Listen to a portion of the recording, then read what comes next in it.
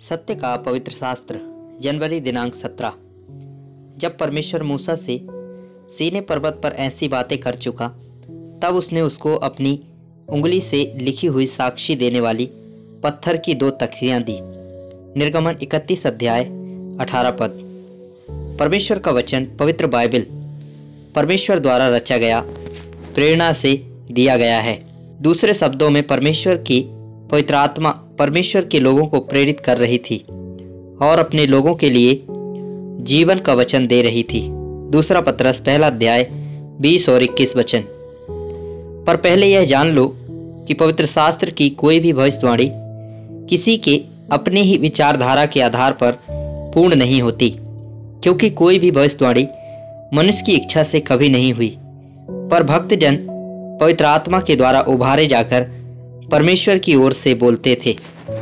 परमेश्वर के भक्त मूसा को प्रभु ने इजरायलियों का अगुवा बनने के लिए चुना था, न केवल उन्हें मिस्र से बाहर निकालने के लिए, पर उन्हें प्रेमी परमेश्वर यहोवा का आत्मिक प्रकाशन देने के लिए भी।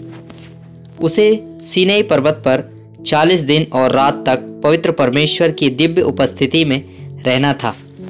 परमेश्वर की पवित्र उपस्थिति में रहकर प्रकाशित होने को जारी रखने के लंबे समय न केवल व्यवस्था को प्राप्त करने के लिए थे, पर उपासना के ईश्वरीय नमूना को दिखाने और परमेश्वर के पवित्र स्थान और उसकी सेवाओं की समझ देने के लिए भी थे। ये सारी बातें प्रभु यीशु मसीह के जीवन और बलिदान को दर्शाती हैं, जिसे हम नए नियम में पढ़ते हैं। सो इस प्रकार परमेश्वर ने अपनी उंगली से जो कुछ भी लिखा है, वह प्रभु यीशु मसीह के क्रूस पर चढ़ाए जाने और पुनरुत्थान द्वारा पूरी की गई प्रायश्चित के माध्यम से उद्धार की स्वर्गीय योजना को और उसके प्रबंध को प्रकट करता है। पुराने नियम का व्यवस्था परमेश्वर की उंगली से पत्थर की पट्टियों पर लिखा गया था, लेकिन नए नियम में प्रभु चाहते हैं कि हमारे हृदयों पर वह अपना जीवित वचन लिखे। दूसरा कुरिन्थियों 3 अध्याय 3 पद।